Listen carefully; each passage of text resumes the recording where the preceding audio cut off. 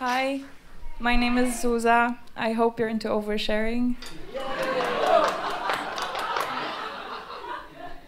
So one thing about me is I'm from Poland, and for those who don't know, this is the insanely Catholic country in Eastern Europe, which is going to be relevant later in the story. So you know how they say that the most depressed people make the best comedians, right? Well, that makes me wish that I could have stood here 5 years ago, because you would be in for a great show. Back then, I was so depressed, and by that I mean I was such a great comedian that one day I decided to count how many pills it would take for me to stop being sad forever. And there was a problem with that. I mean, clearly there were more than just that one problem. But they don't exactly give you recipes. I don't know if you've ever tried Googling suicide, I hope not, but it's not like you can find a cooking blog where you can get like a vegan, gluten-free, organic recipe for suicide. So the problem was that I had to count the pills myself, and I'm really bad at math, like really bad. So bad that I almost failed a class in high school and all that. So for those who don't like spoilers, cover your ears, but my suicide kind of didn't work because I'm still here. Sorry.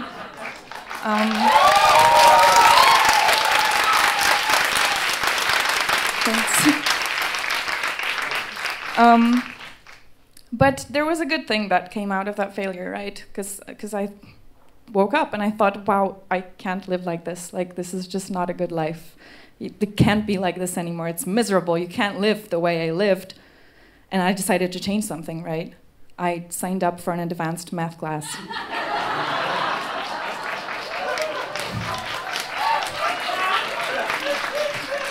So I took the class.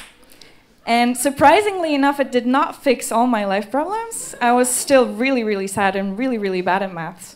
So I dropped the class, and I decided to listen to my psychiatrist, the first one, and the second one, and the third one, who's also just did the same thing. And the thing was, for me to sign up to a mental hospital. And the mental hospital we're talking about is in Poland, which is the insanely Catholic place in Eastern Europe, which is going to be relevant later in the story.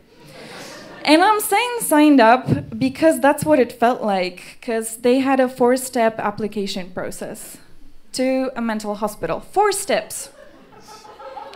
It almost felt like a job interview for the best mentally ill person in the whole country. And I was like, I need to do this right, you know? And you have to know that Poland is insane. It produces a lot of deeply sad people, so the competition was high. And I needed to do my best. And I remember thinking, you know, if I suck at literally everything in my life and I'm mentally ill, I'll at least do this thing correctly. Like, I'll be so good at being mentally ill. You know what? I'll be the best mentally ill person in the whole world. Because you need to, like, dream big and have goals and take action and all the other helpful advice suicidal people are just dying to hear. Pun very much intended.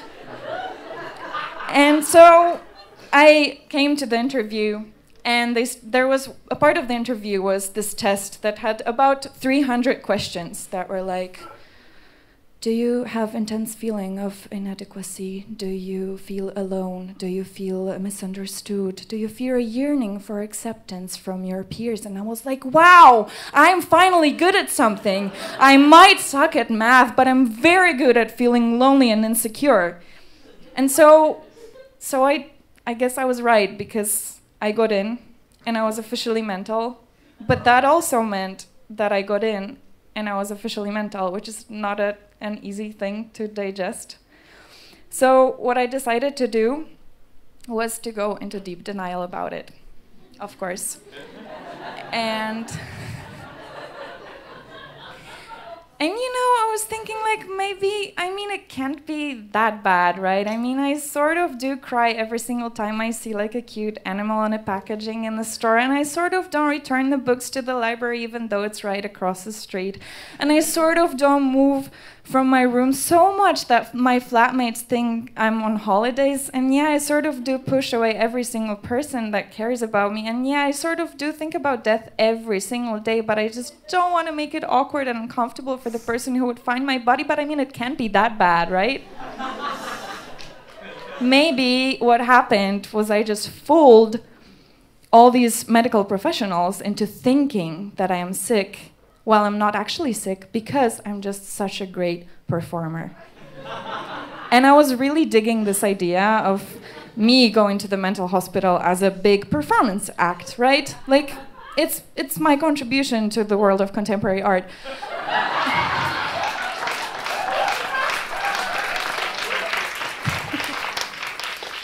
And as part of my preparations for this big act, I obviously watched a lot of movies about mentally ill people and about mental hospitals because they're so accurate and on point. And one of the films that really did it for me was Girl Interrupted. Clap if you've seen it.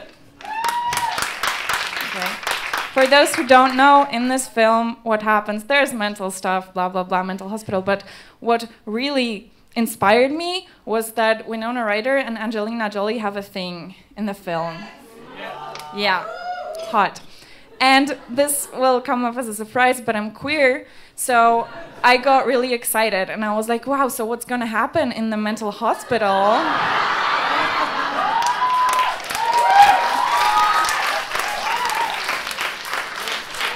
Screw therapy, you know, there's other things to be screwed there. And so there were two things that happened in the movie that were a big inspiration for me. One was that they played, Winona Ryder was playing this song Downtown, you know, when you're alone and life is making you lonely, you can always go downtown, that one. And another thing was that Winona Ryder was wearing a lot of black and white striped shirts. So I figured, okay, I need to learn how to play Downtown on my ukulele. And I need to wear a black and white striped shirt.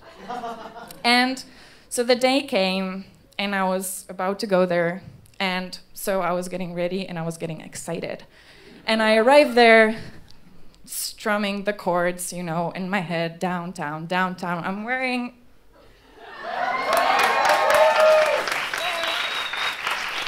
this very shirt. And I'm there, and I'm ready to find the Angelina Jolie to my Winona Ryder, right? And there she is, and I can see her, and she's there standing, ready to like walk me around, because you know it was going to be a 6-month-long stay with intense therapy, so people were like really helpful, and they were walking us around and all that, and my Angelina Jolie is there, and she's wearing a flannel shirt, and she has like a cute pixie haircut, and she's wearing no makeup. And I know that assumptions are bad, and those are stereotypes, but when you're living in Poland, which is, by the way, that insanely Catholic country in Eastern Europe, which is gonna be relevant later in this story, if you don't conform to gender norms, it just means you're queer. Or a nun. Which was the case.